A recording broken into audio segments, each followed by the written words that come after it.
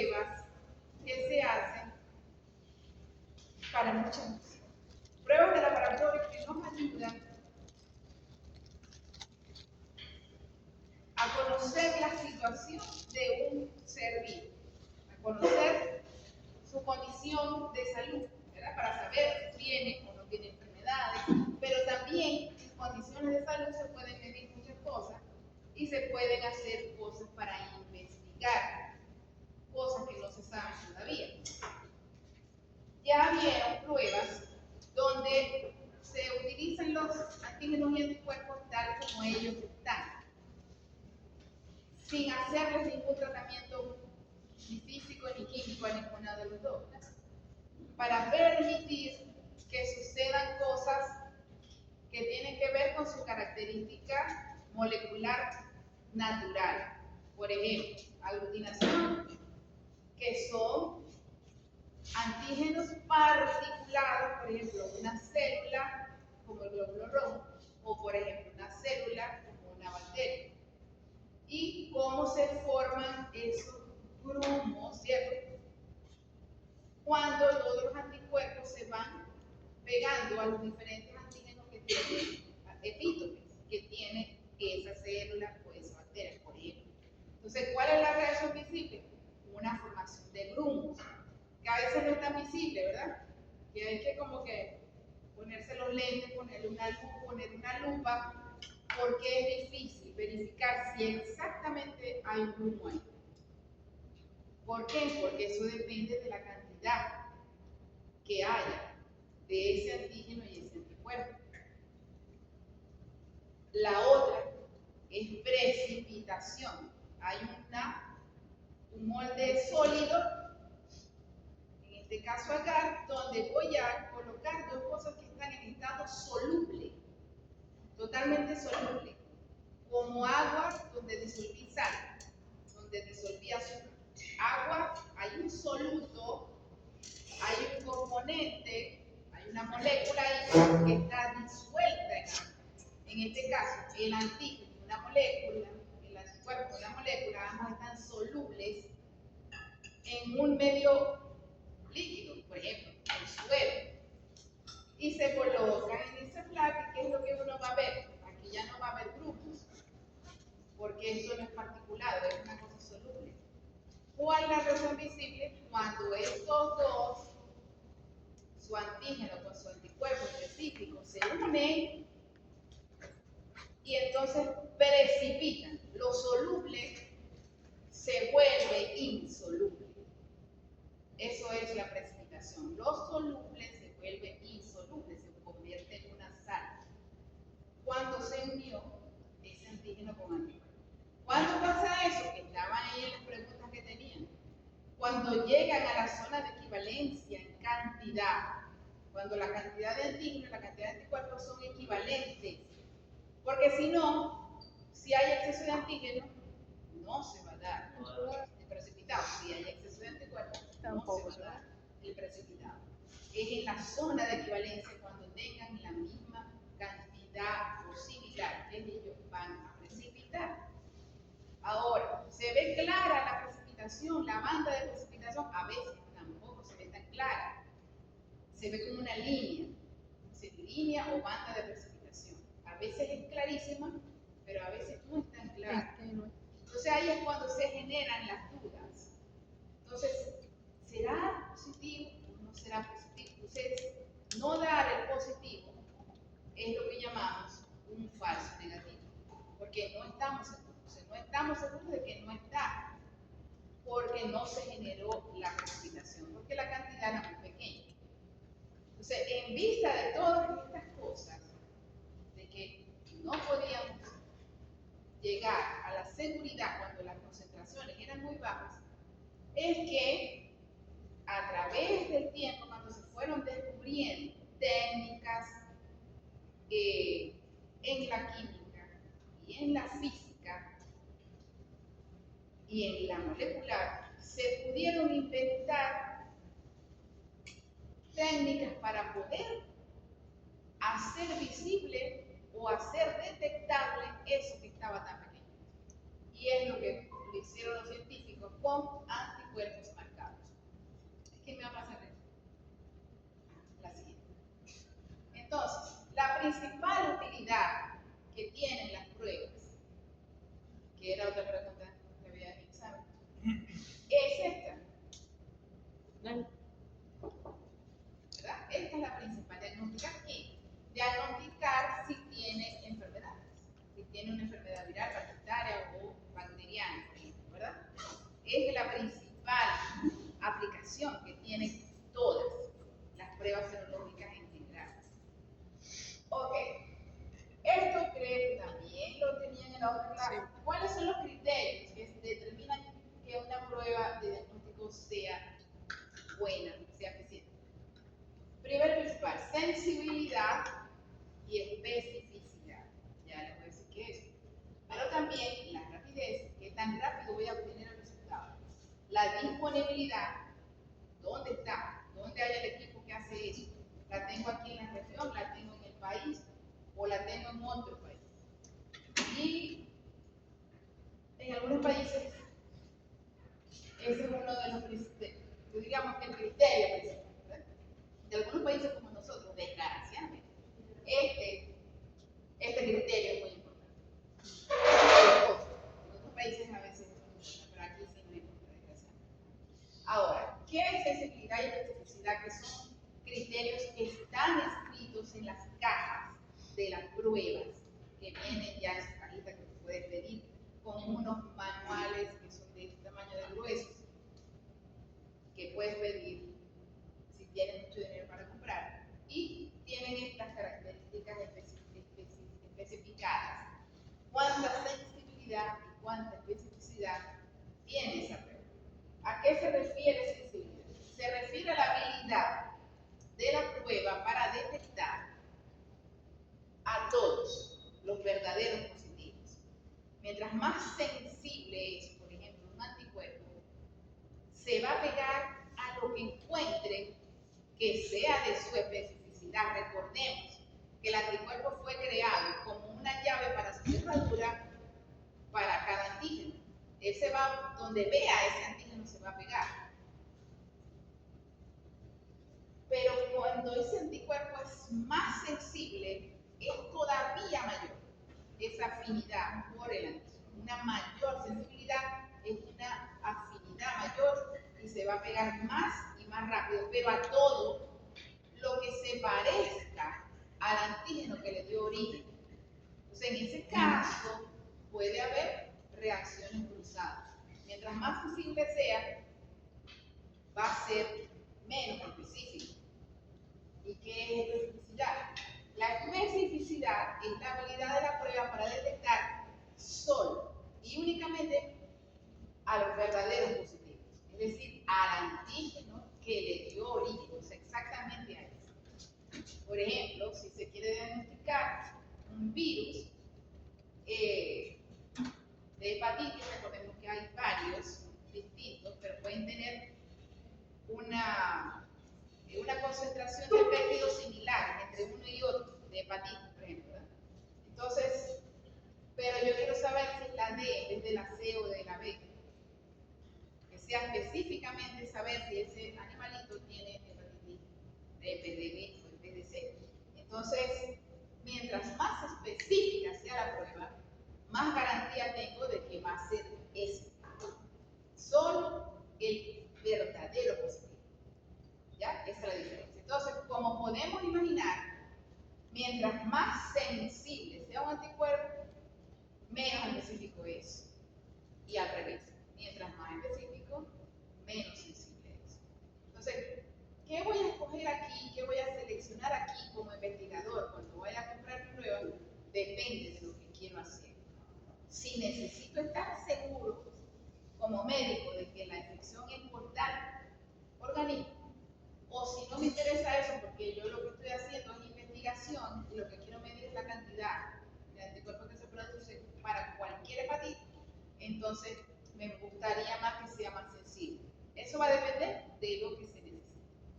Ahora, los otros, la rapidez, eso depende de cuánto van a haber pruebas, ya vamos a ver en el camino cuáles se pueden obtener los resultados más rápido, en el mismo día, por ejemplo, y otros necesito más bien. Y ya dijimos el costo y la disponibilidad. Ok, eso que decía ahí, se refería a eso. Mientras más sensible sea, menos específica y viceversa. Ahora, aquí llamamos pruebas serológicas. Aquí las podemos llamar pruebas serológicas, pruebas inmunológicas o pruebas de laboratorio. Son sinónimos de este tipo de pruebas. Las llamamos pruebas serológicas porque fueron en donde se iniciaron. ¿En qué parte? ¿En qué muestra? En la parte líquida de la sangre que se ha permitido calcular, que es el suero sanguíneo. ¿Verdad? Sangre donde no hemos puesto anticoagulante. Obtenemos el suero. Y en esa parte líquida están metabolitos solubles, o sea, esos líquidos, pero hay metabolitos solubles que nos dan información de todos los procesos metabólicos que hay en un organismo, de todo, pero también de las infecciones extrañas, de los elementos extraños que hay en el cuerpo. Entonces, las llamamos en general serológicas, pero hay otro tipo de muestras que se pueden utilizar, por ejemplo, orina y heces, pero preparásitos. Generalmente se pueden diagnosticar mucho más rápido en heces, buscando antígenos, en vez de buscar anticuerpos en el suelo. A veces necesito saber las dos cosas. Entonces hago el examen de heces y también hago la serología. ¿Ya? Depende de lo que se necesite. Pero bueno, en general las llamamos serológicas, pero puede incluir otro tipo de muestra, incluso saliva, líquido cefalorraquídeo, en los diferentes medios solubles que tiene el organismo. ¿Okay? Muy bien. Eso sería en cuanto a las muestras. Ya va, la anterior. Entonces, técnicas serológicas. Ya repetimos aquí, hicimos el repaso volando de lo que son técnicas de aglutinación y técnicas de precipitación. Allí el antígeno y el anticuerpo están como son ellos, sin ninguna variación química o de laboratorio. Las que vamos a ver hoy han sido modificados, los anticuerpos han sido modificados para poder determinar un diagnóstico específico cuando las cantidades sean muy pequeñas. O sea, para poder visualizar cuando las cantidades sean muy pequeñas. Es decir, que estoy aumentando la sensibilidad de los anticuerpos. ¿Con qué cosas se marca un anticuerpo?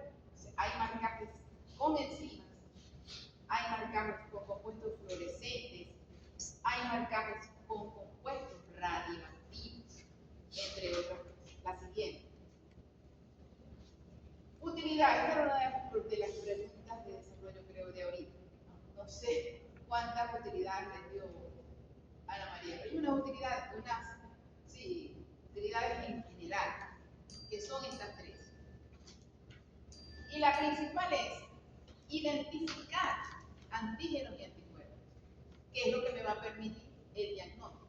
Identificar antígenos y anticuerpos es la principal aplicación. Es lo que voy a lograr medir. Voy a medir antígenos o anticuerpos, puedo medir. Lo que me va a dar información de un diagnóstico directo o indirecto, pero eficaz, de una enfermedad. Identificar antígenos y anticuerpos. Número 2, determinar compatibilidad de sangre para transfusiones, los que vienen en las técnicas de aglutinación. Y la aplicación estrella, la investigación. Esto va a permitir una cantidad de estudios de las que se han podido hacer publicaciones con las que podemos llenar todos los salones de la facultad y no va a faltar espacio si imprimimos eso en papel. La cantidad de pruebas que se pueden hacer para investigación, o sea, para conocer, por ejemplo, todo lo que ahorita les explicamos nosotros sobre apoptosis, cómo se hace el complemento, cosas que ya están, que ya se conocen, cómo actúan, cómo llegaron a eso, con mediciones en laboratorio, midiéndole, identificando las proteínas, identificando cómo actuaban, identificando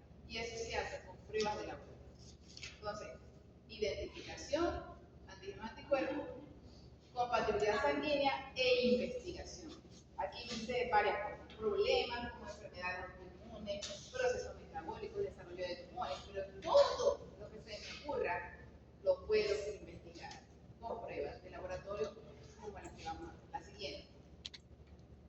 Ok, ¿y cómo definimos un anticuerpo marcado? También es llamado conjugado. En algunos libros o textos que se puedan encontrar por internet, lo pueden llamar también conjugado. Porque se dice que con eso que lo estoy marcando está conjugado al anticuerpo, se une a él de manera covalente. Recordemos que también estaba en el examen. La reacción antígeno-anticuerpo puede ser, la unión antígeno-anticuerpo puede ser reversible porque son fuerzas químicas no suaves, como los enlaces de hidrógeno y las fuerzas Van der Waals, ¿verdad? Pero los enlaces covalentes son así.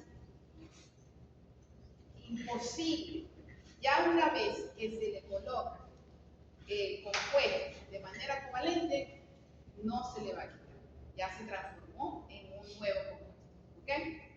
De manera covalente. Entonces puedo asegurar de que ese anticuerpo va a tener su marca y lo voy a poder detectar con la técnica que vaya a utilizar. Entonces, ¿cómo lo definimos? Esto generalmente es pregunta, ¿verdad? De examen.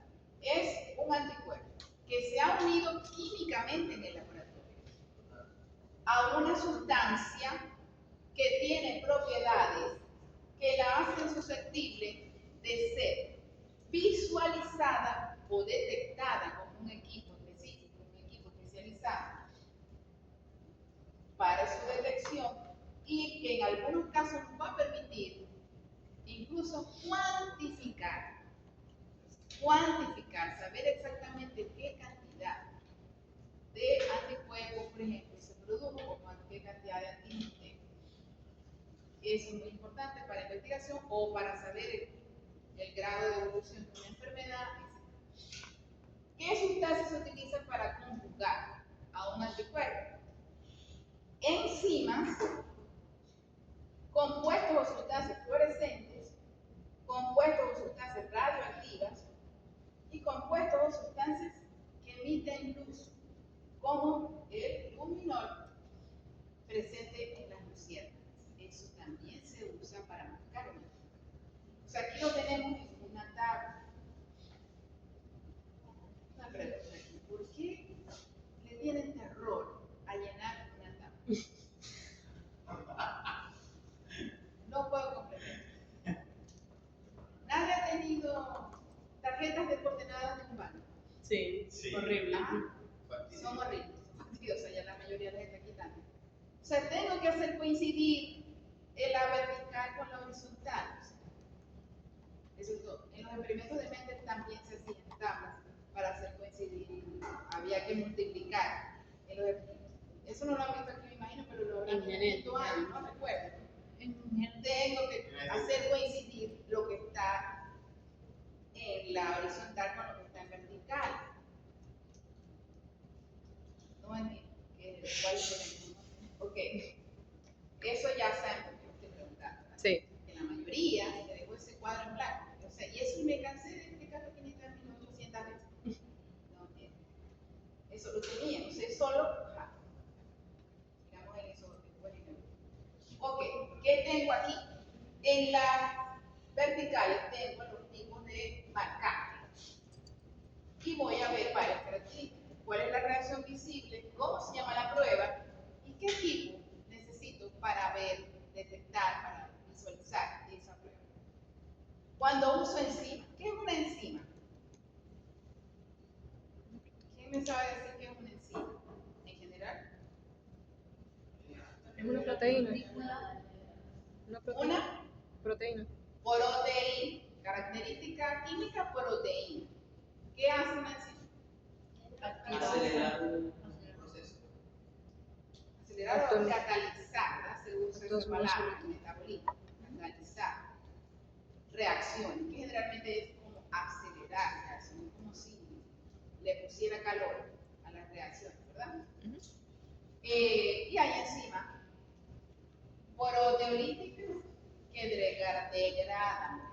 pero también hay enzimas anabólicas que forman, o las que forman el glucógeno en el hígado, por ejemplo, ¿verdad? Pero básicamente una enzima es Un acelerador. una proteína. Generalmente es metabólica lípida. Generalmente son las que vamos a usar aquí, las que degradan cosas. Ya vamos a ver cuáles. Es una enzima, o sea que es una proteína. Es decir, que voy a pegar una proteína a otra proteína, que es el anticuerpo. ¿Estamos claros? Entonces, ¿de qué disciplina me estoy basando? En la disciplina química, en la química. ¿Quién nos está ayudando a la inmunología? La química.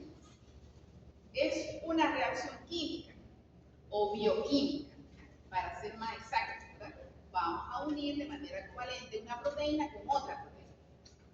Y ya ustedes, cómo son los enlaces ahí. Tiene que ver con electromagnetismo, positivo con negativo, tiene que ver carbono con hidrógeno, etc. ¿Verdad? Y se forma el enlace covalente. Y entonces ya queda pegado ese anticuerpo como una enzima. ¿Cuál es la reacción visible? Un cambio de color. Al final se va a ver, mejor dicho, la expresión de un color, que al principio es todo líquido, color de agua, o sea, incoloro. Al final va a tener un color, si es positiva la propiedad. ¿Cómo se va a generar el color? Porque la enzima le voy a colocar al final, ¿a quién? Como yo siempre les digo, al novio. El novio del anticuerpo es el antígeno. El novio de la enzima, ¿quién es? O sea, sobre el sustrato, correcto. Es sobre lo que va a actuar. ¿Verdad? El antígeno busca desesperadamente el anticuerpo que, al revés, el anticuerpo busca desesperadamente el antígeno que le dio origen. La enzima busca desesperadamente al sustrato que va a degradar, porque también es una reacción como una llave con su cerradura. Eso se lo tuvo que haber dicho la profesora cuando empezó a hablar de eso. Es como una llave con su cerradura, siempre lo decimos, porque es el símil más importante de la bioquímica, que esa especificidad. Entonces, si yo coloco el sustrato al final de la prueba, la enzima va a actuar inmediatamente encima del sustrato y esa reacción química va a generar un desarrollo de color, que es lo que voy a poder ver, pero además lo voy a poder medir. Entonces, ¿cómo llamamos a esas pruebas? Esas pruebas son un ensayo inmunoenzimático, ¿sí? O sea, inmuno de antígeno anticuerpo. Enzimático porque está marcado como enzima. O sea, recuerde que en inmunología todo se llama como lo que es. El citotóxico, ¿qué hace? Citotoxicidad. El macrófago, ¿qué hace? Fagocitar. O sea, todo se llama como lo que hace. Entonces, antígeno anticuerpo, la palabra inmuno, enzimático, porque está marcado como una enzima. Pero tiene un nombre muy bonito ahora. Tiene un nombre de mujer. Elisa. Pero no es un nombre de mujer con la E mayúscula. Son siglas todas mayúsculas. Por favor, cada vez que lo vayan a escribir, siempre con letras mayúsculas porque son siglas. ¿De qué? De su nombre en inglés. Enzyme Ligand Immunoabsorbent Assays. Ensayos de inmunoabsorbencia donde hay unión antígeno-anticuerpo unido a enzima, ¿no? Dice en inglés, traducido al español. Pero lo llamamos ELISA por las siglas. ¿En qué país se utiliza la palabra ELISA? En todos los idiomas. En todos los idiomas. En inglés, en chino, en árabe. Ven una cosa rara en chino y aparece ELISA en español. O sea, ELISA, así como si fuera español. Pero es porque son las siglas. Y así es conocida esta prueba y es muy usada a nivel mundial. También llamadas técnicas inmunocolorimétricas, porque van a generar color. Pero generalmente las conocen a nivel mundial como ELISA. ¿Con qué veo eso? Primero lo voy a ver a simple vista. Ya van a ver una foto. Pero existen equipos especializados que utilizan la técnica de espectrofotometría, que también lo debieron haber visto en química, pero su característica no es química sino física, la espectrofotometría, va a permitir medir la densidad óptica que vamos a explicar en otra lámina, pero me va a permitir medir la concentración de cuánta cantidad tengo del complejo antígeno anticuerpo que se formó. Y ese equipo se llama contador. Un contador pero en realidad es un espectrómetro de microplaca, que lo vamos a ver. Eso sería el ELISA, o sea, donde se marca con enzimas. Número 2, cuando marco con un compuesto fluorescente. Un compuesto fluorescente, ¿qué es? Un marcador fluorescente, más o menos, porque se ven como esos colores fluorescentes que usamos para estudiar al microscopio. Emiten una longitud de onda que generalmente florece hacia un color que se puede ver en un microscopio adecuado para eso. Un microscopio de fluorescencia, no en cualquier microscopio. Tiene que estar dotado de una línea de espejos y rayos láser que van a tener la longitud de onda que se le programa, dependiendo del compuesto fluorescente que vamos a usar. Ya vamos a ver cuáles son las ventajas de una sobre otra. ¿Cómo llamamos a esas técnicas? Esas técnicas se llaman, si es de una reacción antígeno-anticuerpo, inmuno. ¿Con qué está marcado? Con algo fluorescente. Entonces, ¿cómo se va a llamar? Inmunofluorescencia. Inmunofluorescencia. Pero de inmunofluorescencia tenemos dos. La inmunofluorescencia directa, que va a ser entonces IFB, y la inmunofluorescencia indirecta, que va a ser IFI. ¿Por qué se llaman así? Porque en una detecto antígeno y en la otra lo que voy a detectar es anticuerpo. ¿Qué me preguntaron? ¿Los cultivos? Yo he visto fotos de cultivo de agar donde se ve como el resultado. No, pero eso es una fluorescencia natural de una bacteria. Las bacterias pueden producir eso. No la estás pintando Las tú, sino que ya pseudomonas. Las pseudomonas tienen un color bellísimo, no me ganan eso. Un verde bellísimo. Pero eso es natural. Eso lo hace la naturaleza. Pero esto es ayudado en el laboratorio y fabricado y vendido en un frasquito. Ya lo vamos a ver. Entonces, esto lo puedo hacer de dos formas. Para tejidos sólidos se hacen cortes, se marcan en portaobjetos y se ven en un microscopio de fluorescencia. Pero también lo puedo hacer en medios solubles. O sea, puedo medir células que estén en un medio soluble, en un fluido. Y así, esa técnica se llama citometría del flujo, que eso es el caballito de batalla actualmente para inmunología. Eso entonces es fluorescencia. La siguiente. Las otras dos que me faltaban. Compuestos radioactivos. Radioactivos. Como la criptonita de Superman. Las cosas radioactivas que se detectan con contador Geiger que se llama y que es sumamente peligroso, que es contaminante, que emiten mucha contaminación como las bombas nucleares. Es todo eso. ¿Por qué hacemos cosas en el laboratorio que tienen eso, Dios mío? Algo tan peligroso. ¿Ah? Porque emiten radioactividad. Ajá. Pero es muy peligroso. El laboratorio que use esto tiene que ser muy especializado, con plomo en todas partes, donde se va a eliminar lo que se usó, tiene que ser en un envase de plomo. Es decir, que no cualquiera tiene un laboratorio de ese estilo, ¿verdad? Y los equipos para medir eso también son muy especializados, y esa palabra especializado significa también muchos dólares. Se oye la caja registradora. Pero aparte de la contaminación, el peligro de contaminación, vemos en las explosiones de las bombas nucleares, pueden producir mutaciones, pueden producir cáncer, pueden producir cosas muy peligrosas. ¿Por qué nos arriesgamos tanto?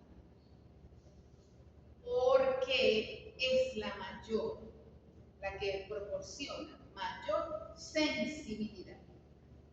O sea, puede ser detectada en cantidades de picomoles, o sea, cantidades muy pequeñas.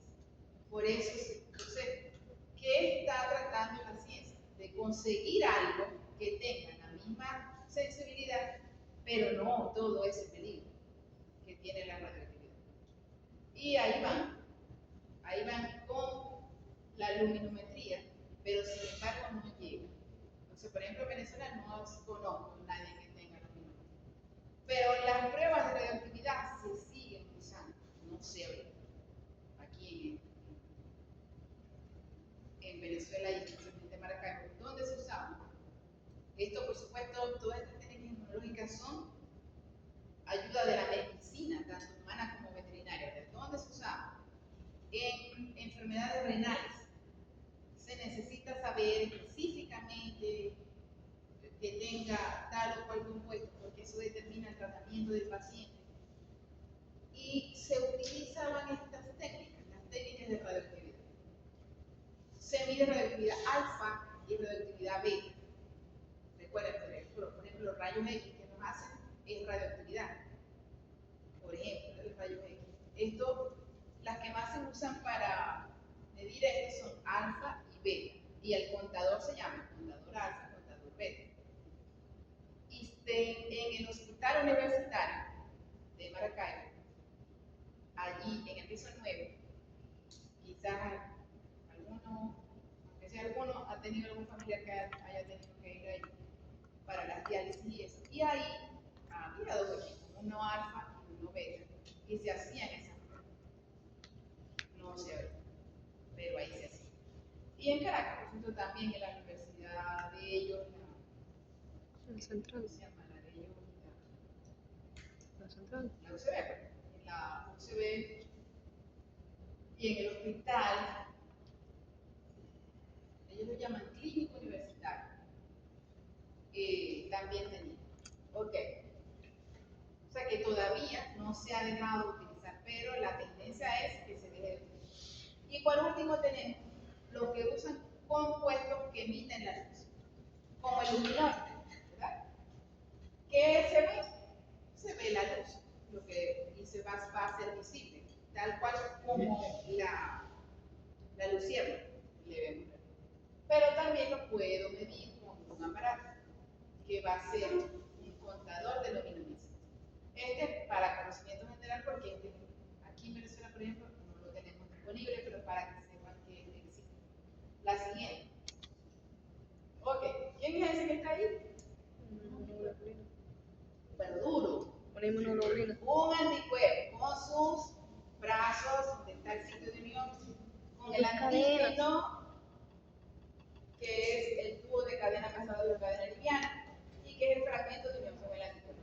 Y la cola de la cadena pesada, que es la FC, o fracción cristalizada. ¿Por qué se llama, recordemos, por qué se llama fracción cristalizable? Porque cuando yo uso enzimas, la enzima me corta el anticuerpo aquí, enzimas líticas que me rompe el anticuerpo aquí. Esto me queda unido, ¿por qué? Porque tengo mis puenticos disulfuro ahí, recuerden. Los puentes disulfuro permiten que eso quede unido, eso también es covalente. Entonces, rompe aquí, me queda la reacción FAB, que es la de un anticuerpo, y el FC. El FC, como es cadena pesada, cuando esto se rompe, cristaliza, o sea, precipita, se vuelve sólido. Por eso en química llamamos cristalizar cuando se está haciendo una recuperación de un sólido. Se llama, ya cristalizó, se convirtió en polvo, algo que estaba soluble, eso se llama cristalizar. Entonces esto se vuelve insoluble, por eso se llama fracción cristalizada. Y es más pesada. Entonces, la pregunta es, ¿de qué lado es que se le va a pegar de manera covalente alguna de las cosas que acabo de nombrar? Enzimas, compuestos fluorescentes o compuestos radioactivos. ¿Por qué lado del anticuerpo se lo vamos a pegar? ¿Cómo? Yo quiero escuchar. ¿Ah? Por El fragmento FC. El fragmento cristalizado. la característica de peso la va a ayudar. Pero ¿por qué no por aquí? Primero, porque ahí son puras fuerzas químicas de quita y pongo, como las mandas, igual la de no se va a quedar pegado primero. Pero además porque necesito los sitios de unión del antígeno desocupados para que pueda unirse al antígeno que voy a detectar. ¿De acuerdo? Necesito los sitios de unión del antígeno desocupados. ¿Y dónde lo pego? Del lado del FC, porque el FC tiene la característica química y el peso para soportar un enlace covalente. ¿Correcto? Entonces, eso va a quedar, ya lo vamos a ver en la foto, como una bolita al lado de eso. Vamos a ver la siguiente. Ok, aquí pasamos rapidito. Estas son una tabla de algunos procedimientos. Por ejemplo, ¿qué aplicaciones me sirven las pruebas serológicas? Podían nombrar alguna de esas enfermedades. ¿Verdad? Aquí están clasificadas por bacterias de Rickettsia, hongos, helmintos. Y vemos qué tipo de muestras se usan. Generalmente suero, pero también tejidos, porque con la fluorescencia puedo evaluar tejidos, no solamente cosas líquidas. Puedo evaluar la presencia de un antígeno en un tejido o de un anticuerpo. Suero, el humor acuoso, el humor vitrio, lo puedo usar para medir algo, líquido cefalorraquídeo. Entonces, ¿qué tipo de técnica se usa? IFD es inmunofluorescencia directa. Miren aglutinación, pero el látex. Y ELISA, la siguiente. ELISA, IFD, ELISA, IFD. Diferentes tipos de muestras, exudados. Esto es para conocimiento general. Estas láminas no son preguntas exactas, para conocimiento general. ¿Qué queremos ver? Que la mayoría de las pruebas son inmunofluorescencia y ELISA, es decir, que son las más conocidas a nivel mundial y las que más usamos aquí en Venezuela. ¿Ok? Las siguientes dos. Ok, entonces vamos a empezar a estudiar cada una de ellas. ¿Cómo se hace un ELISA? ¿Cómo se hace un ELISA y cómo obtengo un resultado? Entonces, esto que está aquí es una lámina resultante, una placa resultante de una prueba de ELISA que se realizó. Es una microplaca de plástico, poliestireno, tiene 96 pocitos, 8 por 2. Los pocitos son de fondo plano, como un vaso, fondo plano. Hay otras microplacas que el fondo es así, estas son para aglutinación. Para ELISA es fondo plano, un vasito, ¿correcto? Fondo plano, 96. PL es el blanco, eso es agua, puede ser agua bidestilada. Aquí tengo el antígeno solo y los controles. Todas las pruebas que nosotros realicemos tienen un control positivo y un control negativo. Las pruebas que vienen en una caja, que uno compra por un catálogo y te la traen, y cuesta mucho plata, eso tiene un control que viene con sus controles positivos y negativos ya. Y también lo voy a montar. O sea, un control positivo o negativo para que marque si es negativo, para que marque si es Sí, positivo. o sea, que son ya conocidos, que son muestras de animales que dieron positivo, muestras de animales que dieron negativo. Ya estipulado, ya eso. Entonces, para poder comparar con las muestras que yo voy a probar. Entonces, las muestras que yo voy a probar son estos grupos. Grupo 1, grupo 2, un grupo 3. Pueden ser experimentos diferentes. Por ejemplo, si son vacas, pueden ser ranchos diferentes o corrales diferentes. ¿Cuál es la ventaja? Que puedo probar varios tiempo. También se recomienda hacer cada prueba 2 o 3 veces. Y de ahí se hace un promedio del resultado. ¿Ok? Ajá. ¿Qué es lo que me dice? En primer lugar, que todo donde hay color significa que está positivo. Es decir, que en esa muestra está el antígeno o anticuerpo que yo estoy buscando. ¿Ok? Es la primera cosa. ¿Qué otra cosa veo? Que hay unos lugares donde se ve más oscuro que otros. ¿Cierto? ¿Qué significa eso? Que donde está más oscuro, la concentración, la cantidad de antígeno o anticuerpo es mayor. O sea, tengo bastante información y solamente con mi vista. Pero la cantidad exacta no la voy a saber hasta que lo meta en el aparato. Pero ya tengo una idea de cuáles son los que me van a salir con mayor concentración. ¿Ok? La siguiente. Entonces, ¿qué enzimas se utilizan? Generalmente usamos peroxidasa y fosfatasa alcalina. Recordemos, la enzima se llama como quién? Como su sustrato. ¿Correcto? Entonces, el sustrato de la peroxidasa y el peróxido. Y el sustrato de la fosfatasa y el fosfato. ¿Correcto? Y las que se terminan en asa es que son líticas, son enzimas líticas que degradan.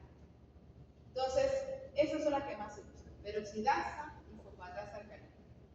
No potasio. Hay unas pruebas donde usan peroxidasa y otras donde usan. ¿Para qué me sirve ELISA? Aquí dice, por ejemplo, medición de hormonas, inmunoglobulina, antígenos. Pero es que sirve para cualquier cosa que esté soluble en un medio soluble. Como por ejemplo un suero, como por ejemplo la orina, como por ejemplo el líquido circulatorio. En un medio soluble. ¿Okay? Que nos quede claro eso. Vamos a medir un compuesto que está diluido en un medio líquido. Entonces puede ser cualquiera, en suero, cualquier cosa que esté ahí. Si existe el anticuerpo molecular para eso, que les puedo decir que existe, porque eso es impresionante. Eso no se ha detenido en el mundo. La producción de anticuerpos contra cualquier cosa que existe. Ok, la existencia de la reacción inmunológica se va a demostrar visiblemente, como lo acabamos de ver en la lámina, ¿verdad? Y se puede cuantificar metiéndolo en el equipo. La siguiente. Hay diferentes tipos, sí, hay diferentes tipos de esta técnica. En primer lugar, tenemos una clasificación, las llamamos cualitativas y cuantitativas. Las cualitativas significa que solamente voy a saber sí o no, si está positivo o está negativo, o sea, si se consigue el antígeno o anticuerpo que estoy buscando. Y las cuantitativas, como su nombre lo indica, me va a permitir cuantificar, o sea, saber exactamente la cantidad de ese antígeno o de ese antígeno. La siguiente. Pero la verdadera clasificación es esta. Hay otros tipos aparte de esto. Hay unos que llamamos competitivos, son como más especializados, pero lo general es para entender lo que es esta técnica. Son básicamente estos 3 tipos que son los más utilizados a nivel mundial, son los más prácticos y más utilizados a nivel mundial. Tenemos el ELISA directo, el ELISA indirecto y el ELISA sándwich. El directo es para detectar antígenos, el indirecto para detectar anticuerpos. Y el sándwich, vamos a ver por qué se llama así, es para detectar antígenos también. Es una variante para detectar antígenos. Esas son las 3 que vamos a explicar. La siguiente. ¿Cómo sería eso? La directa, digamos que es una técnica de un solo paso, donde vamos a colocar el antígeno que estoy buscando, que quiero saber si existe en esa muestra, en el fondo de ese pocito, de cada pocito de esa microplaca. Y el segundo paso es colocar ya el anticuerpo que marcado con la enzima. Fíjense bien. Es la Y hacia abajo. El sitio de unión, conociendo el antígeno, y el FC suelto hacia arriba con la enzima pegada. Recordemos, la cosa con la que estoy marcando va a estar en el FC. Y luego, en el último paso, se coloca el sustrato de la enzima para que la enzima haga lo que sabe hacer y se desarrolle el cuerpo. La indirecta es una técnica de 2 pasos. Pero ahí lo que me interesa conocer es la presencia de anticuerpos, por ejemplo, en un suero, para saber si ese animal o persona estuvo en contacto con ese microbio que yo voy a medir, ¿verdad? Recordemos la producción de anticuerpos por el linfocito B convertido en célula plasmática, la respuesta primaria. En la respuesta primaria, ¿quién se va a producir en mayor cantidad? La IgM, ¿verdad? En la respuesta primaria. Y en la secundaria es mucho más rápido porque hay células de memoria y ya no paso por la M, voy directo para la M, ¿correcto? La G. Entonces, si me da G o me da M, eso me va a dar información de cuán reciente es la infección. Si tengo todavía M circulando, significa que hace poquito que se enfermó, o sea, tiene menos de 15 días con la infección, ¿verdad? Recordemos que más o menos a los 15 días es que empieza a bajar la de la IgM y empieza a subir la IgM. Ok, entonces, ese anticuerpo va a estar en el suelo de ese animal. Entonces, tengo igualito el antígeno en el fondo del pocito. ¿Y qué voy a añadir aquí? La muestra que estoy probando, o sea, el suero donde yo sospecho que esté el anticuerpo. A ese anticuerpo lo llamamos primario. ¿Por qué? Porque es el que va a reconocer el antígeno. Por eso se llama primario. El anticuerpo primario es el que reconoce antígeno. Y ese es el que yo quiero saber si está. ¿Cómo lo voy a detectar? Con un anticuerpo marcado con enzima, pero que está dirigido a ese anticuerpo. ¿Por dónde? Por el fragmento FC. Entonces, un anticuerpo que pueda unirse a un fragmento FC que es común entre varios anticuerpos se llama anticuerpo secundario. O sea, cada vez que digamos anticuerpo secundario, me estoy refiriendo a un anticuerpo que reconoce a otro anticuerpo por el fragmento FC. Y ese es el que va a estar marcado con la enzima. Entonces, lo que estoy buscando aquí es anticuerpo. Eso se llama indirecto. Y el sándwich que me va a representar un sándwich, donde hay una rebanada de pan, un relleno y otra rebanada de pan. ¿Correcto? ¿Quién es el relleno? ¿Qué es lo que voy a estar buscando? El antígeno. Entonces, es una variante del directo, porque lo que voy a buscar en la muestra es el antígeno. ¿Cómo lo capturo? Bueno, porque lo primero que voy a colocar en el fondo del pocito es el anticuerpo primario. Y la muestra que voy a meter, si trae el antígeno, se va a pegar a ese anticuerpo primario. Y entonces, aquí se puede utilizar otro anticuerpo primario y luego el secundario o directamente el secundario. Pero lo que queremos ver es que va a ser un sándwich, porque va a haber una rebanada de pan, un relleno, que en este caso es la siguiente. Aquí lo vamos a ver más claro. Aquí lo vamos a ver paso por paso. Miren bien esto. Esto es para que nos imaginemos lo que está pasando dentro del pocito. Recordemos, la placa tiene 96 pocitos planos que parecen un vasito. Esto es como si hubiera cortado el pocito estoy viendo lo que está pasando en el vacío. Que no lo puedo ver porque todo eso es soluble. Son compuestos que están disueltos en un líquido. O sea, eso no lo voy a ver hasta que termine. Entonces, vamos a ver cómo es la cosa. ¿Qué hago primero? Primer paso. Adhesión del antígeno o anticuerpo al pozo, a cada pocito. Acuérdense que tiene 95 positivos. Ok, 96. Ajá. Primer paso, adherir, antígeno o anticuerpo. En este caso, ¿quién está aquí? ¿A quién adherieron? ¿Antígeno o anticuerpo? Anticuerpo, con seguridad. Anticuerpo, porque es una Y. Si es una Y, es un anticuerpo. Entonces, este va empezando como un anticuerpo. Ajá.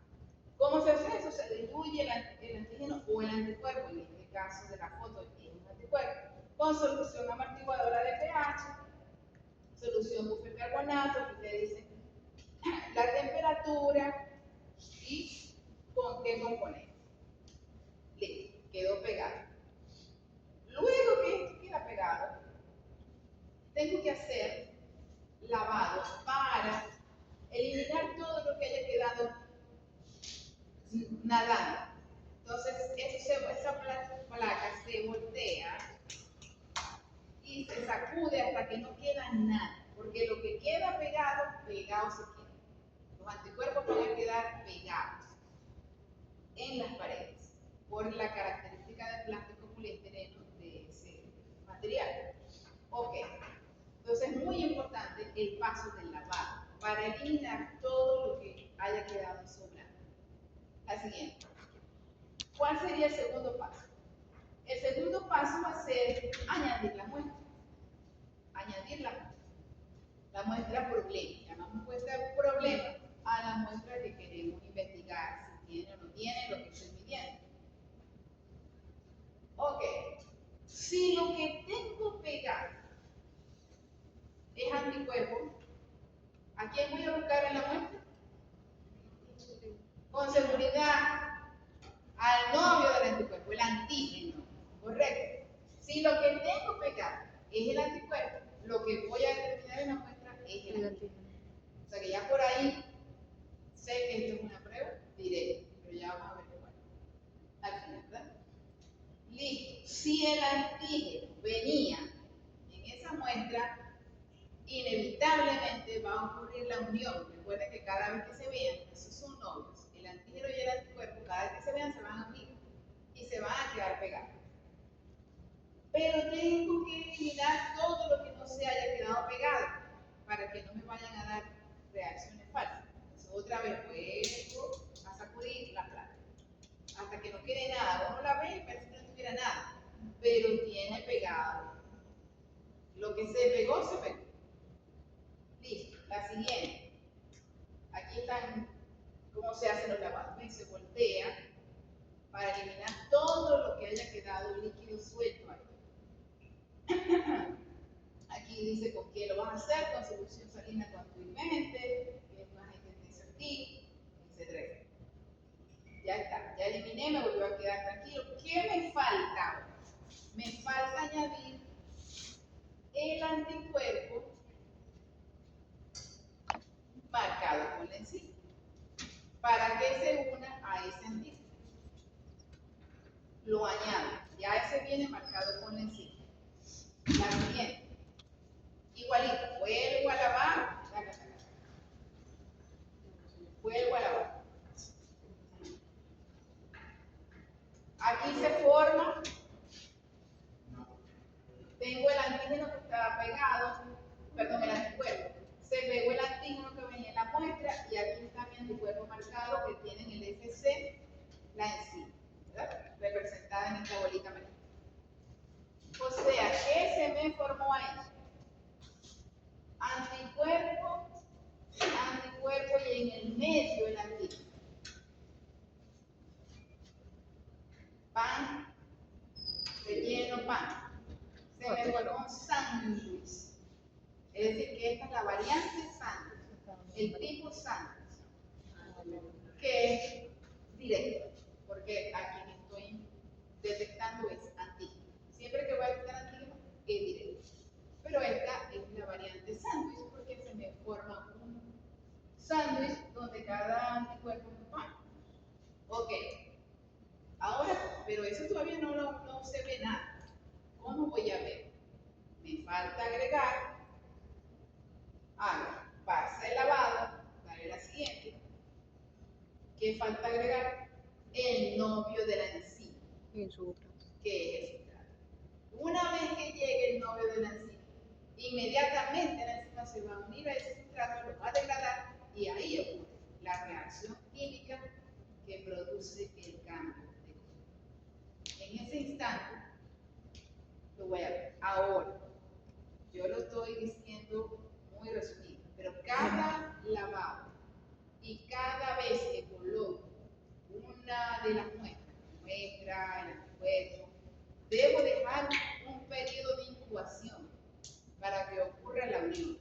Generalmente esos periodos son de media hora. ¿Ok?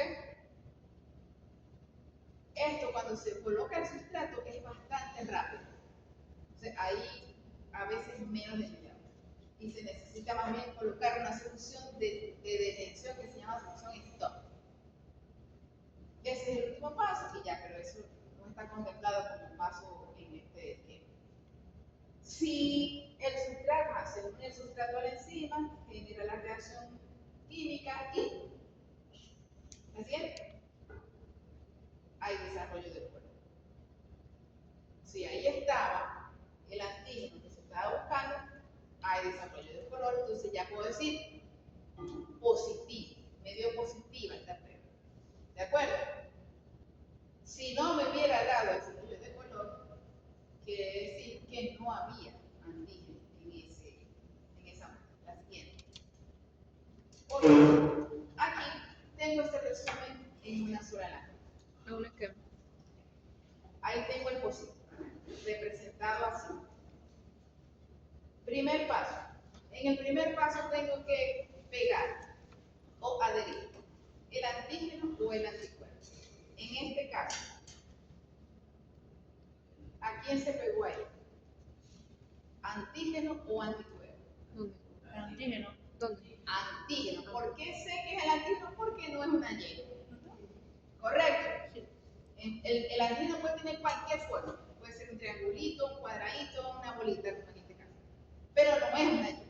Entonces estoy segurísima de que no es un anticuerpo. ¿Estamos claros? Sí. Entonces, si el primer paso fue antígeno, ¿a quién voy a buscar en la muestra? Al anticuerpo. Entonces ya por ahí ya sé que esto es indirecto, porque cuando voy a buscar anticuerpo es una técnica indirecta. Ahora, recordemos paso de lavado, porque ven, quedan 4 pegados, aquí lo podemos entender mejor. Quedan 4 pegados y quedan 4 flotando. Esos 4 flotando hay que eliminar. Entonces se hace el lavado. Recordemos que los lavados son, se coloca solución de lavado, se coloca PVS y se voltea hasta que queda completamente seco. Eso lleva su tiempo. Van calculando los tiempos. 30 minutos de incubación, después hago el lavado, después, y eso es con pipetas. Son 96 huequitos. O sea, ahí estamos calculando que es una técnica que se lleva sus horitas, ¿verdad? Ajá. Segundo paso. Colocar la muestra. Si lo que tengo pegado es el antígeno, lo que viene en la muestra es el anticuerpo. Se forma el complejo antígeno-anticuerpo. Ahí me quedan sobrando unos anticuerpos. ¿Qué tengo que hacer? Lavar. Otra vez. Hago el correspondiente lavado, se añade solución y se voltea. Me queda solamente lo que está pegado. Listo. Ya voy al tercer paso. El tercer paso es colocar el anticuerpo marcado con enzima. El anticuerpo marcado con enzima. En este caso está representado con esta florecita azul en el FC, ¿cierto? Ok. Igualito. Si el anticuerpo ya estaba pegado ahí, se va a pegar. Recordemos que él va a reconocer el FC. Es un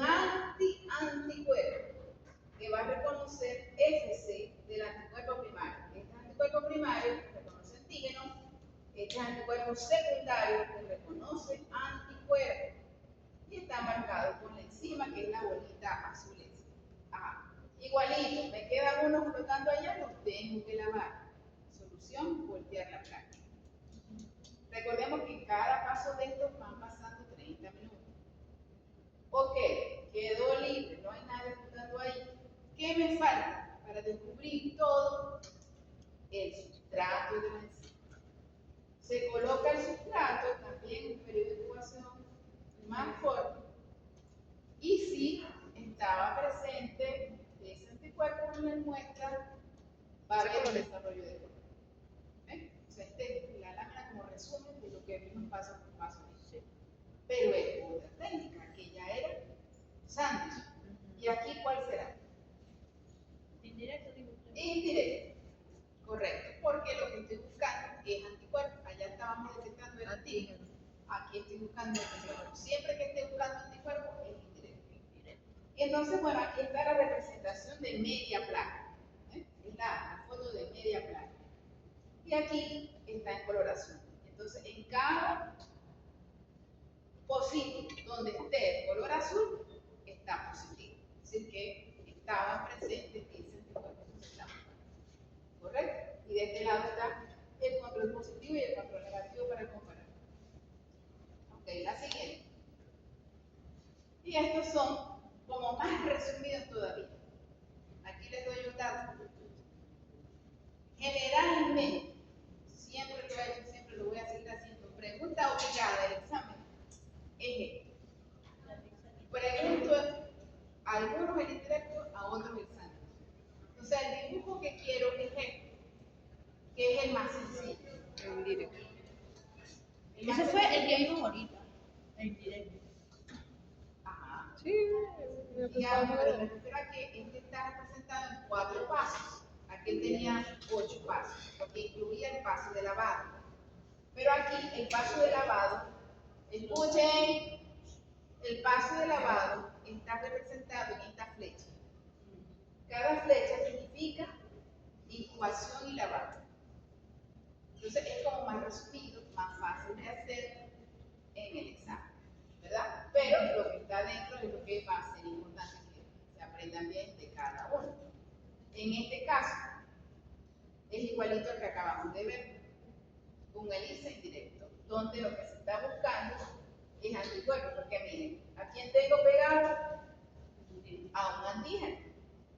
No porque lo estoy leyendo ahí, porque estoy viendo que no es una Y, es una bolita.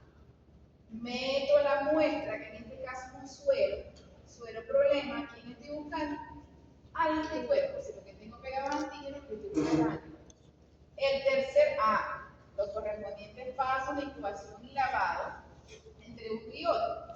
Tercer paso, añadir el anticuerpo conjugado o marcado, que está marcado con la enzima. En este caso está en esa forma roja. Es un anticuerpo que reconoce FC del anticuerpo primario. Se forma la escalera de estos dos anticuerpos. Esto es ELISA indirecto. ¿Qué me falta ahí como cuarto paso? Añadir el novio de la enzima, el sustrato. Inmediatamente que entre el sustrato, la enzima se va a pegar, no va a degradar, ocurre la reacción química y se produce el cuerpo. Si está positivo, si por casualidad en la muestra no estaba el anticuerpo, va a quedar en blanco. ¿De acuerdo? Si aparece con color, es que es positivo. ¿De acuerdo? Dice suero positivo. Este es el ELISA indirecto. La siguiente sería el otro tipo, que es directo, pero es a la variante del sándwich, que en el primer cosito aquí tengo pegado, no Es el porque lo anticuerpo. estoy leyendo aquí, sino porque lo estoy viendo, Es el anticuerpo. es una Y, es el anticuerpo. Entonces, si lo que tengo pegado es el anticuerpo, lo que viene en la muestra es el anticuerpo. Si viene la muestra, se queda pegado. Recordemos los pasos de incubación y lavado. Tercer paso, colocar el conjugado, que en este caso es un anticuerpo primario que reconoce antígeno y que está marcado por la enzima. Luego Luego, ¿qué me falta? Cuarto y último paso, colocar el nombre de la enzima, que es el sustrato.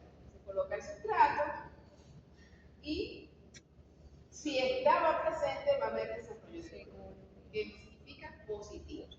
Este es el ELISA sándwich porque se formó el sándwich. Sí. Un anticuerpo arriba, un relleno y un anticuerpo arriba. O sea, pan, relleno, un sándwich. ¿Correcto? Pero es una variante del directo, porque lo que estoy buscando es antígeno. Siempre que digamos la palabra directo, si es para detectar antígeno, y indirecto para detectar antígeno. Porque igualito se van a llamar así en las siguientes pruebas que vamos a ver. La siguiente, equipo. Voy a tratar de darle esto más veloz. Aquí están las microplacas, para que las vean así sin nada, ¿no? Son plásticas de 8 por 2 posibles. La siguiente, las micropipetas para añadir los volúmenes, no sé si han visto, que tienen las puertas donde se miden las diferentes concentraciones que se van a añadir. Si uno no tiene de estas, sino de una sola, hay que hacerlo las 95 veces. Correcto. O sea, ahí se pueden imaginar que aquí esto se tarda. Y luego una lámina responde resultados. Este señor es un lavador de placa, porque vieron cómo se hacía el lavado manualmente. El lavado manualmente es añadir con la micropipeta la solución de PBS y voltear cada vez que voy echando agua. ¿La solución de qué? Este lavador es automático, no tengo que hacer. Este lavador se coloca la microplaca y pueden ver aquí unos tubitos, ¿verdad? Tiene 96 tubitos. Esto tiene una plataforma que sube y baja. Se va a subir y va a quedar allí cada tubito, pero el tubito va a quedar así, nunca va a tocar el fondo. Va a quedar así como en el medio, ¿verdad?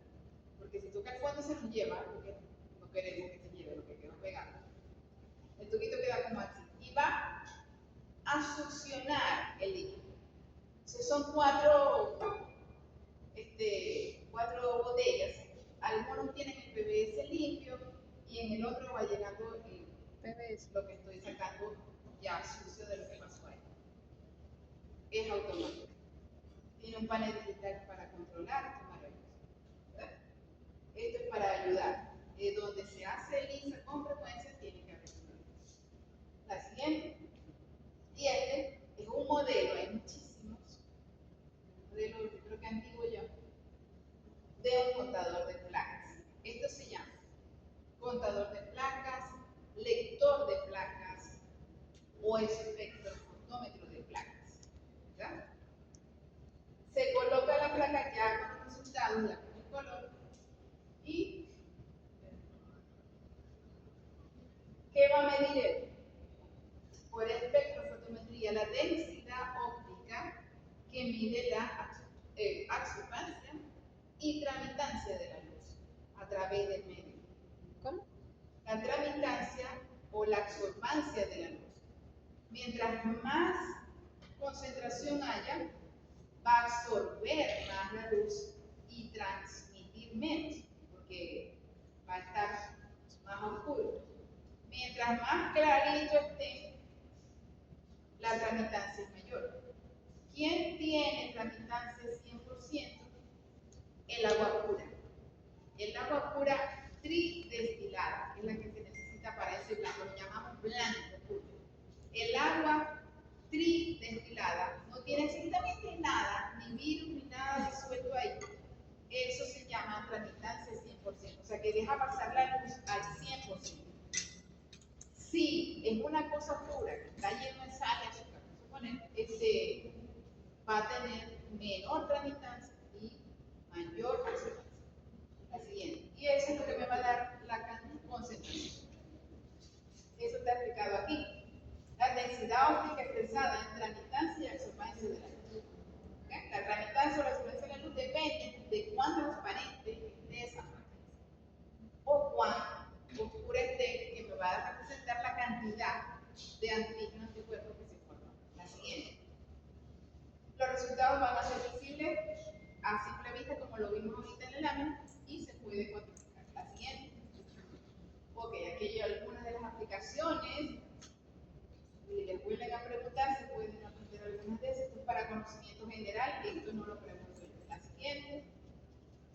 también conocimiento general. Vamos con fluorescencia. Voy a darle de velocidad a esto porque ya aprendimos lo de directo, indirecto, ya van a ver que va a ser más fácil. Tranquilizar, sentar. No, no, que voy a la espalda. Inmunofluorescencia, ¿cuál es la diferencia aquí? Estamos marcando, ya van a ver una gran diferencia. Estamos marcando como una cosa fluorescente, que emite fluorescencia a una cierta longitud de onda. Entonces, muy importante que eso se pregunta también, el fundamento del marcar. En el caso de las enzimas, es un fundamento bioquímico, se lo dije. Es una reacción bioquímica, son dos proteínas que se unieron. En este caso, es un fundamento de la física, porque estoy utilizando un compuesto que tiene una longitud de onda. Esto viene de la física, incluso del arco iris. Es más o menos la misma explicación. Un compuesto que va a fluorecer en una longitud de onda específica y diferente. O sea, va a haber fluorocromos que pueden aflorecer a diferentes longitudes de onda y eso me va a permitir que medir varias cosas al mismo tiempo. Es una ventaja grandísima con respecto a la ELISA, porque la ELISA es una cosita a la vez. Pero de todo ese tiempo que dije que va a pasar, esas son horas, contando la media hora de esta, la media hora de esta y la media hora de esta, se tarda como 6 horas más, ¿verdad? Vamos a ver cuánto se tardaría. Ajá, ya va la anterior. Estos son los nombres de algunos de los fluorocromos más conocidos. El isotiocionato de fluoresceína, rodamina, esto florece hacia verde, este florece hacia rojo, este florece hacia naranja y este amarillo. La siguiente. Aquí también vamos a hablar de directa y indirecta. Y es exactamente lo mismo que acabamos de aprender. Cuando sea inmunofluorescencia directa, me está hablando de que lo que voy a detectar es antígeno. Y cuando sea inmunofluorescencia indirecta, es antígeno. La siguiente. La siguiente, tejidos que usamos, muy importante. Cuando vimos el cuadro aquel, que necesito que se lo vean y entiendan que es un cuadro con una horizontal y una vertical. Cuando vimos, decía claramente aquí, en los aparatos para visualizar, que yo puedo hacer fluorescencia con muestras sólidas, o sea, con tejidos, y con soluciones donde van a estar flotando células, por ejemplo. Por ejemplo, ¿qué? La sangre.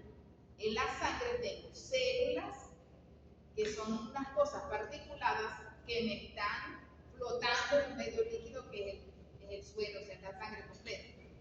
De hecho, se usa la sangre completa. Todavía no. Utilizo citometría de suelo. Entonces, aquí, por ejemplo, tejidos, biopsia, la sangre completa, escudos como el modo. Esas son muestras que podemos utilizar. La siguiente, en cambio, en el ELISA no. Estamos claros que en ELISA solo puedo utilizar cosas solubles, son líquidos limpiecitos.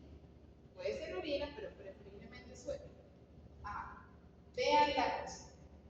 ¿Cuáles son las ventajas y desventajas de las pruebas de inmunofluorescencia? Alta sensibilidad y alta especificidad. De hecho, tiene mejor sensibilidad que la ELISA. Se pueden obtener resultados mucho más rápidos, porque aquí no se necesitan las 400.580 lavados. Ya van a ver cuántos. Sí se necesita lavar, pero mucho más rápido. Mucho más rápido. No es necesario realizar cultivos para tener grandes cantidades de bacterias, por ejemplo, si voy a ver bacterias, porque la sensibilidad es tan grande que con poquitas se puede detectar. Y esto es muy importante, se pueden identificar uno o varios microorganismos específicos o uno o varios receptores diferentes en las células sanguíneas, porque puedo utilizar diferentes fluorocromos con diferente color al mismo tiempo. En ELISA no, ELISA es uno por uno. Y se puede usar tejido de un animal muerto, de un animal muerto.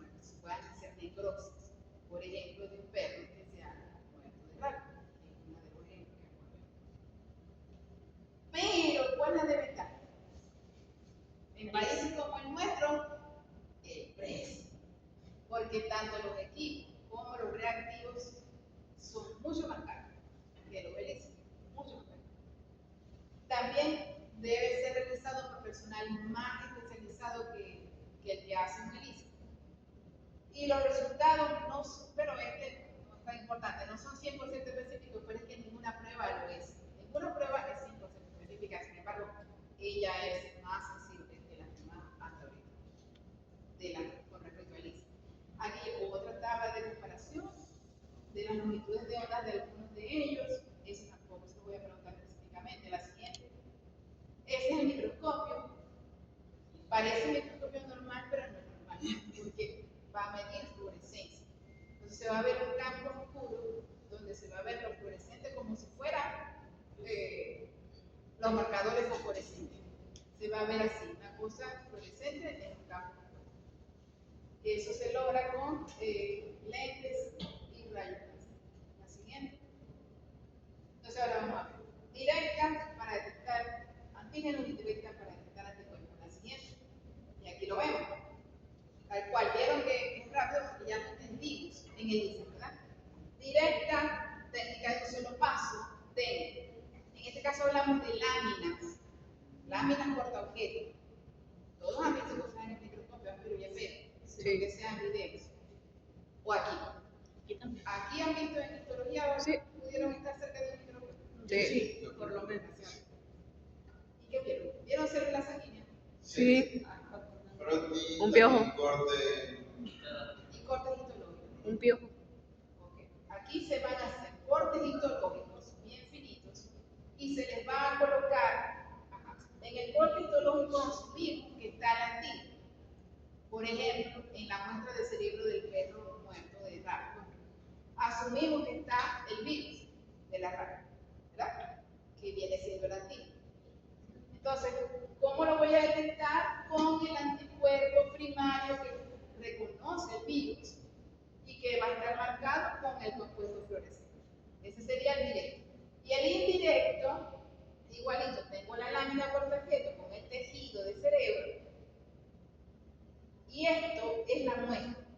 ¿Qué es la muestra? El suero sanguíneo, por ejemplo, del paciente que mordió el perro, para saber si tiene anticuerpos. Si tiene anticuerpos, ya tengo la confirmación que le dio rabia. Pero la mejor confirmación es encontrar el virus directamente, ¿verdad? Pero esto me va a dar idea de que ya pasó el tiempo y generó anticuerpos. ¿Cómo lo detecto? Como un anticuerpo secundario, recordemos, que reconoce la FC de otro anticuerpo. Y este es el que va a estar marcado con el compuesto fluorescente. ¿Correcto? Es igualito que en el ELISA. Solo que aquí con lo que estoy marcando es diferente. Ok, y aquí nada más tengo estos dos tipos. Directo e indirecto. La siguiente. Esto es lo mismo que acabo de decir, eso lo leemos con calma en sus casas. La siguiente. Y aquí está el diagnóstico de la rabia que se lo voy a estar explicando. Se realizan las impresiones en láminas portaobjetos. ¿De qué tejido? Del tejido cerebral, el asta de Amón, la corteza y cerebelo. Se fija en acetona, a menos 20, tiene que estar fijo se llama fijar para que quede ese frotis bien liso. Por 20 minutos, aquí también pasan unos tiempos, pero ya no estamos hablando de media hora o más, 20 minutos. Se colocan las diferentes impresiones. ¿Qué no me debe faltar? Mi control positivo y mi control negativo. ¿De dónde sacó eso? De ratones que han sido inoculados con el virus de manera voluntaria, para obtener, han sido enfermados en laboratorio para poder tener la muestra de cerebro, tanto del ratón que sí está enfermo como de un ratón sano. Con eso para comparar las fluorescencias que me van a dar. Y conozco mis muestras. Preferiblemente siempre pueden hacer 2 o 3 para después comparar y hacer un promedio, ¿verdad? La siguiente. Luego se sumerge en una solución buffer por 10 minutos. ¿Luego de qué? Allá va. Luego de que le he puesto el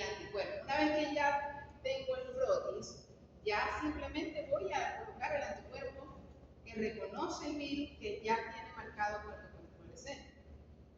Dejo que, ahí sí se espera 30 minutos, y estoy lista para el lavado. ¿Cómo es el lavado? Se sumerge en una solución buffer por 10 minutos. Es un frasquito donde voy a colocar la lámina así. Ya está. Se deja aquí 10 minutos, saco y hago así. Ya está. No tengo que hacer ese poco de cosas que tengo que hacer allá. Es mucho más rápido, mucho más fácil. O sea, ya me estoy dando cuenta que estoy ahorrando tiempo. O sea, que el resultado aquí me va a dar más. Lo llevo al picajar. Tenemos unas fotos de cómo se hace, las microimpresiones en el portaobjetos. ¿Ok? La siguiente. Y cómo va a ser. Ahí tengo la muestra en el frotis y coloco o sea, mejor dicho, el tejido, el corte de tejido, y coloco el anticuerpo con el compuesto fluorescente, que generalmente se usa la fluoresceína, la que fluoresce hacia verde. La siguiente. ¿Y cómo lo voy a ver? Así. En un fondo negro, y voy a ver muestras marcadas con este color verde fluorescente de la fluoresceína. Inmediatamente puedo decir que eso está positivo. ¿Okay? Si hubiera estado negativo, no se ve absolutamente nada. ¿Okay? Por eso es que hacemos los controles, positivo y negativo, y los tratamos igual, con el mismo lavado, con el no sé qué, para poder comparar esto, para estar seguro de que no se me fue un anticuerpo solo ahí, de que no, y por eso es importante el lavado, para retirar todo lo que no se pegó. ¿Okay? Pero si se hizo todo bien, entonces esto quiere decir que está positivo, ¿correcto? La siguiente. Y la indirecta, ya la habíamos visto ya, la siguiente, aquí está. ¿Verdad? Y la indirecta tengo la muestra igualito del cerebro, y voy a colocar el suero del paciente donde está el anticuerpo. Y luego el anticuerpo secundario que reconoce FC marcado con la fluoresceína. Y ahí, la siguiente, también va a dar esto. Aquí incluso hablan de diagnóstico de peste porcina, donde están los anticuerpos rodeando a glóbulos rojos. Entonces todo se ve redondeado, así porque está todo alrededor del glóbulo rojo. Pero donde hay más iluminado, son las zonas donde la replicación del virus es más intensa. Se puede hasta determinar eso, dónde está ocurriendo la replicación del virus. La siguiente, aquí hay otro tipo de enfermedades y aplicaciones. Te preguntan qué aplicaciones puede tener una fluorescencia, todas esas. Parovirus, leucemia, rotavirus, pero casi todas también se pudieran hacer por el ICE. La siguiente, otras más. Tampoco les voy a preguntar eso específicamente, díganme la lista de enfermedades. Ok, y esto, vamos a darle más rápido. Esto es la microfluorescencia para medios líquidos, pero lo que voy a medir son células particuladas que están flotando en el medio líquido, o sea, por ejemplo, sangre completa. Esto se utiliza en estos equipos gigantes que también cuestan muchísimo dinero, pero es el caballito de batalla de la inmunología ahorita, porque se puede medir cualquier cosa. En primer lugar, receptores de superficie, por ejemplo, CD4, CD8, CD25, CD95, todos los CD para medir la cantidad que hay de linfocitos TH1, de linfocitos citotóxicos, de monocitos, de B. Puedo utilizar un anticuerpo monoclonal con un compuesto fluorescente diferente para cada cosa, y puedo saber exactamente la cantidad que hay de cada una de esas subpoblaciones en respuesta a una infección, por ejemplo. Esa se utiliza mucho en diagnóstico de leucemias, diagnóstico y revisión de condición, de control, pero para investigación para ver cualquier cosa, porque aparte se pueden medir cosas adentro de las células. metabolitos intracelulares e inclusive DNA. Hay anticuerpos que pueden atravesar la célula y marcar un DNA que está dentro de un núcleo. Todo eso se puede hacer con este tipo de aparato. ¿Okay? Entonces, el citómetro de flujo es un procedimiento altamente eficiente, principalmente para medir poblaciones celulares, o sea, todas las células que ya vimos. Los macrófagos, las dendríticas, el linfocitos T, los puedo detectar, a veces hasta separar y colocar en una placa de una placa de cultivo solo, porque los puedo separar en este tipo de equipo. En principio se utilizaban solo para fenotipos, pero ahora hasta DNA. ¿Cuál es la principal desventaja? Costo. Siempre, el alto costo. La siguiente, algunos de los parámetros que se miden, puedo medir aparte la granularidad de todo lo que son granulocitos. Y también DNA. O sea, esto es impresionante todo lo que puedo medir. La siguiente. ¿Eso es para el examen? No, no voy a ser específica con esto. Ya le voy a decir qué preguntaría. Miren qué bonito. Aquí está cómo se hace esto. El equipo de cómo sería. Estas son diferentes poblaciones. Por la forma que tienen, ¿qué son? Son pequeños, núcleos grandes, que ocupan casi todo el tamaño. Linfocitos. Y son redondeados. ¿Quiénes son así? Los linfocitos. Linfocitos estoy diciendo. No te... Los linfocitos. Linfocitos. Acuérdense que los macrófagos son los que parecen una amiba, las dendríticas parecen una estrella. ¿Quiénes son redonditos? Los linfocitos. Pero ahí están todos. Está el T, el TH1, que es CD4, el TH2 que también es CD4, el citotóxico que es CD8, y puedo marcar, este lo marco con CD8, este lo marco con CD4, y al verde lo marco con CD5, que solamente está presente en P, y los puedo separar. Estos son los anticuerpos monoclonales, ¿verdad? Que están uniéndose al receptor ahí. Y tienen el compuesto fluorescente. Esos van a pasar por unos tubos tan ínfimos que dejan pasar solo una célula a la vez. Correcto.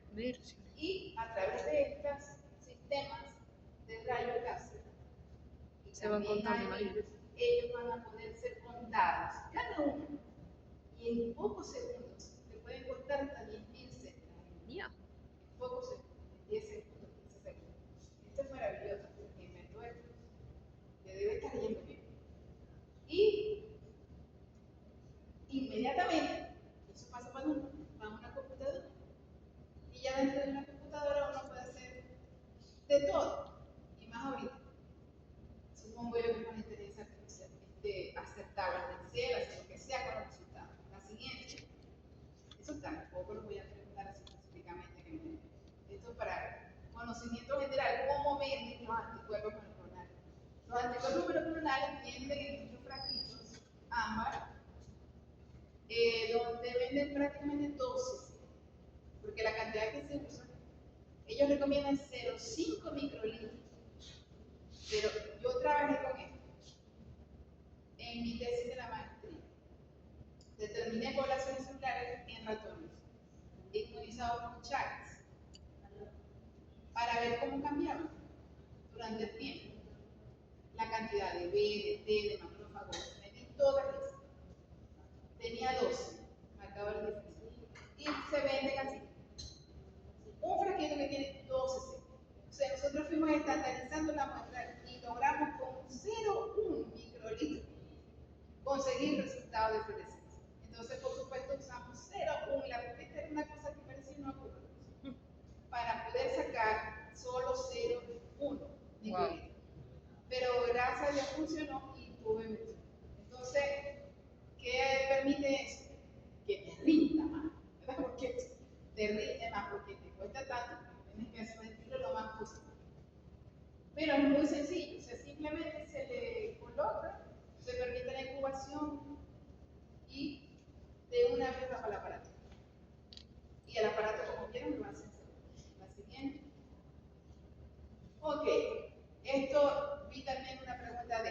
sé qué tanto les dio la broma. Diferencias entre anticuerpos policlonales y monoclonales. De los que estamos hablando, que están marcados por compuestos fluorescentes, se llaman monoclonales. ¿Por qué? Porque es un anticuerpo que tiene una única especificidad. Por ejemplo, ese frasquito que les acabo de decir era antirreceptor de interleuquina. Ese lo tenía. Antirreceptor de interleuquina.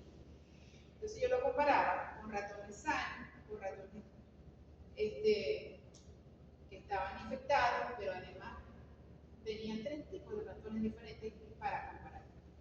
¿Quién era más susceptible de esas 3 cepas de ratones? Pero cada frasquito era solo para ese antígeno, o sea, el receptor de interleuquina. Eso se hace en un laboratorio.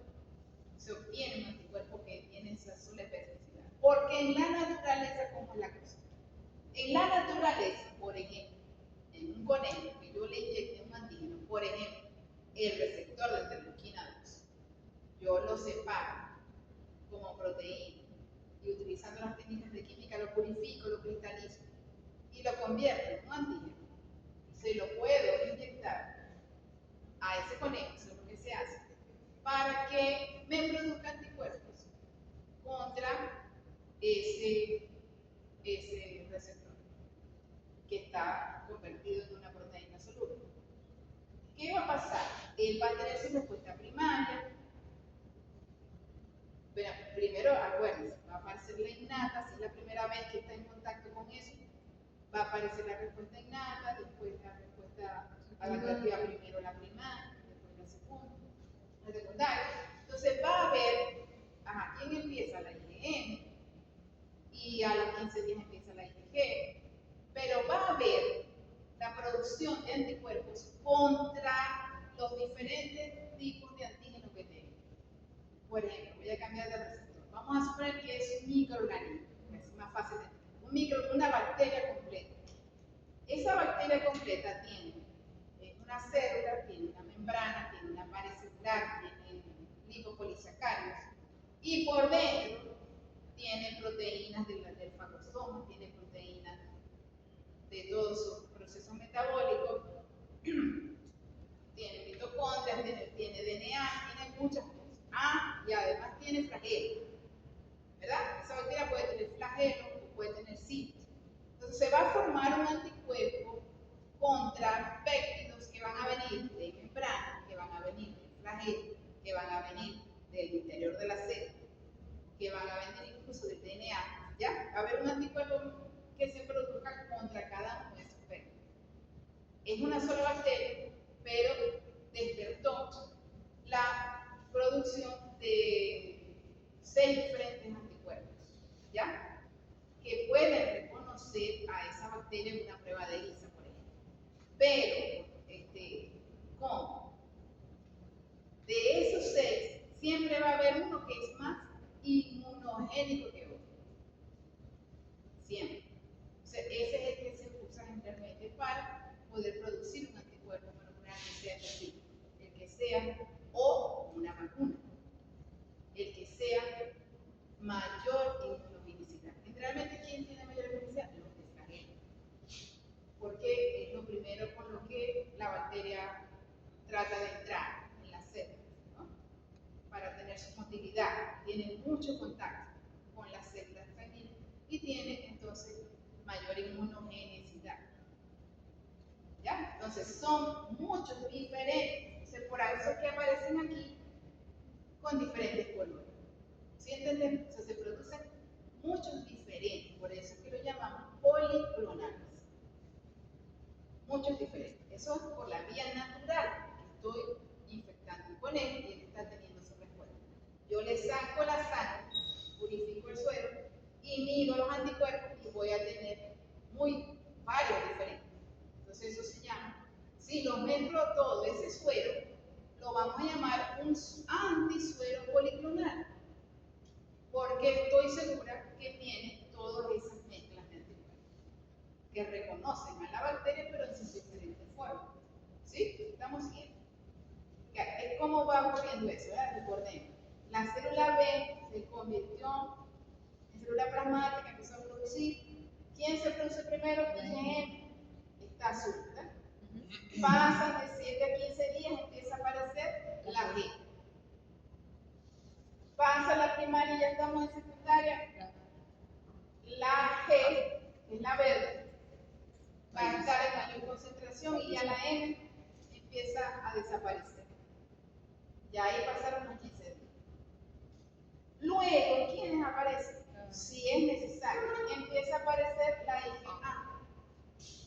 Por ejemplo, si es un microorganismo que está atacando por aquí, por mucosa intestinal, se necesita la A. Sigue habiendo expansión clonal de linfocitos B y el cambio de isotipo. ¿Y quién aparece? La E. La E, ya, entonces ya la E, ya se me producen todas. Ya en ese momento las tengo todas. Tengo la G, tengo la E, incluso la M. Aún. Incluso la M puede aparecer otra vez. Ahí las tengo todas. No está la D, porque recordemos que la D solamente trabaja como receptor. Entonces, como lo vemos de diferentes colores, eso representa esto. Anticuerpos policlonales. Un anticuerpo policlonal. Porque aparte de que son de diferentes isotipos, están dirigidos contra diferentes tipos de efectos, pero del mismo microorganismo. ¿Cómo obtengo esto? Un anticuerpo monoclonal es para una sola especificidad. O sea, pero súper específico.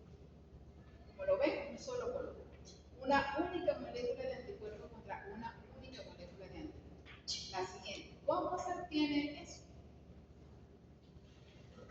Eso lo consiguieron uniendo una célula de vaso de ratón al que se le ha sensibilizado para producir lo que yo quiero. Por ejemplo, el receptor de interleuquina 2. Lo inyectamos con el receptor de interleuquina 2 para que produjera anticuerpos ante receptor de interleuquina 2 o contra la misma interleuquina 2 o contra cualquier cosa, contra el CD4, contra el CD8, con cualquier molécula que se me ocurra, que una molécula de complemento contra el C3B, que una molécula de apoptosis, una grancina, o sea, cualquier cosa.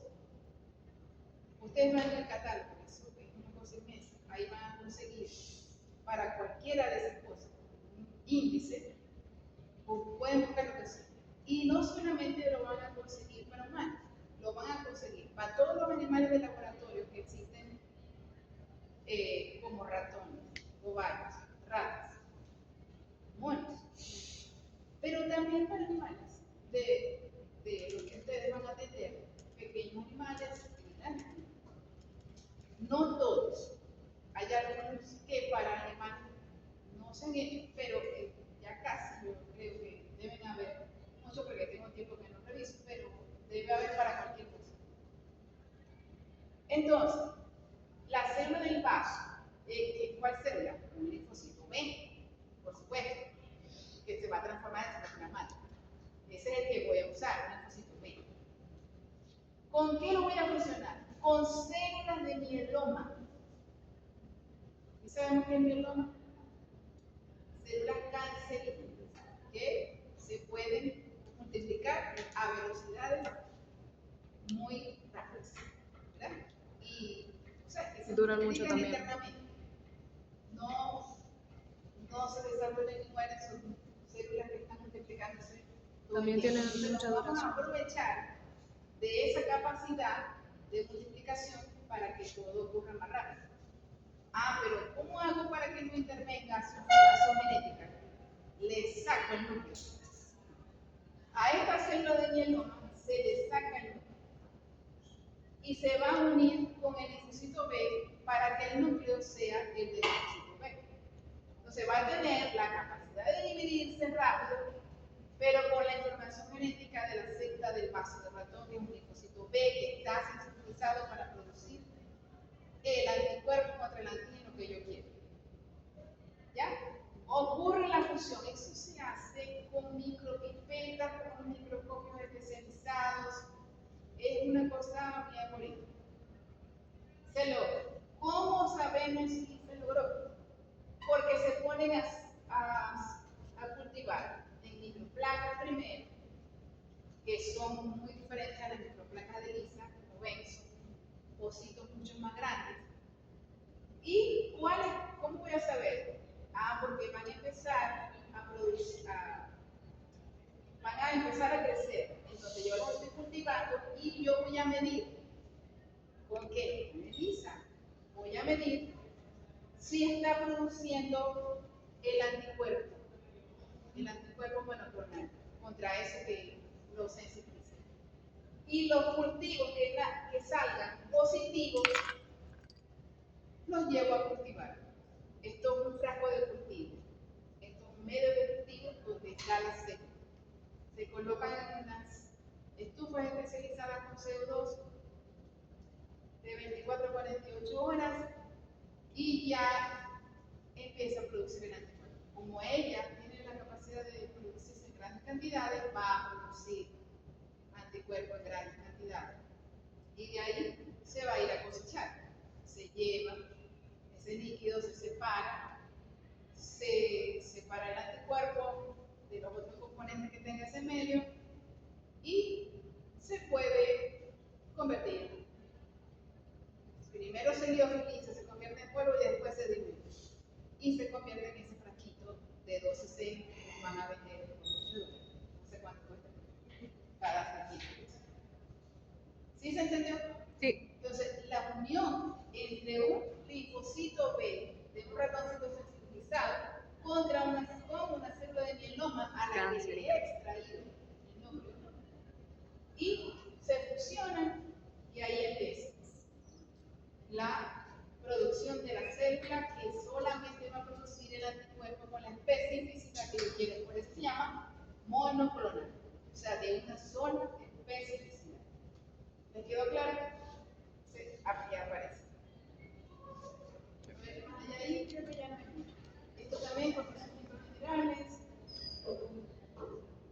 Dame el anterior momentito, nada más. No sé por qué se ve tan, cuando lo vean en su casa se va a ver mejor.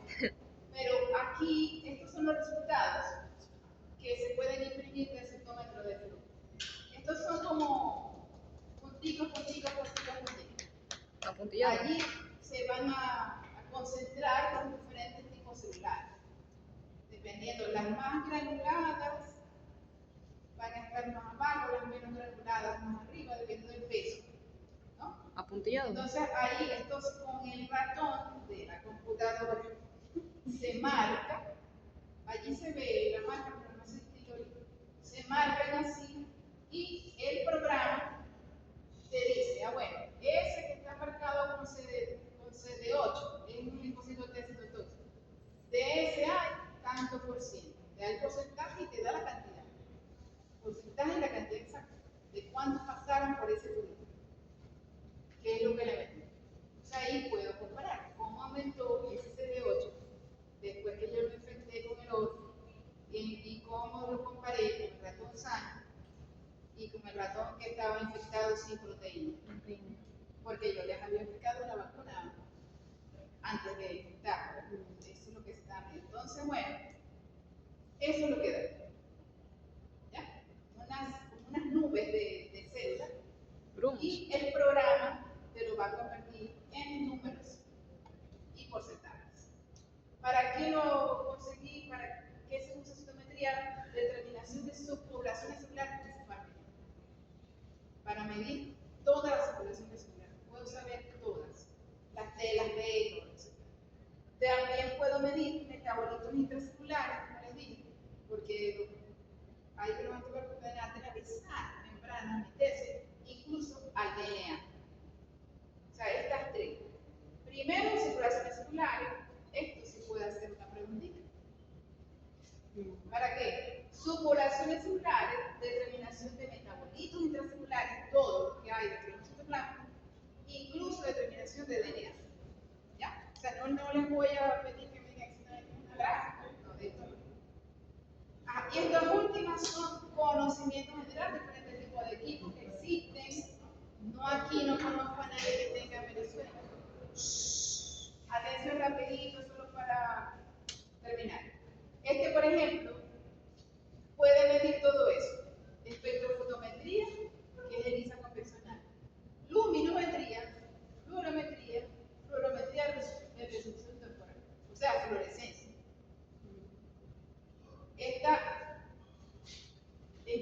avanzada, una fluorescencia de resolución temporal. O sea, se hace como en varias etapas. Eso no existe aquí, no conozco a nadie que tenga eso, no sé, en Caranica. Tiene diversidad de microplacas que puede leer. Se utiliza para estudios de proliferación celular, citotoxicidad celular, determinación de caspasas. Esto es en apoptosis. Miren todo lo que se hace. O sea, más que todo de investigación. La siguiente. Aquí está otro. Excel Analyzer 3000. Se mete la microplaca y ya de una vez te da los resultados así. O sea, tiene el lente, como si fuera microscopio incorporado. Y en microplacas. Ni siquiera necesita que sea en flor. Sí. Ese tampoco, creo que no necesitan aquí, pero eso para que sepamos que estas cosas existen a nivel mundial y que hay gente que no tiene que estarse preocupando porque no hay agua, no hay luz, o no tiene para el pasaje y puede dedicarse. Eso es para Es lo que yo quisiera.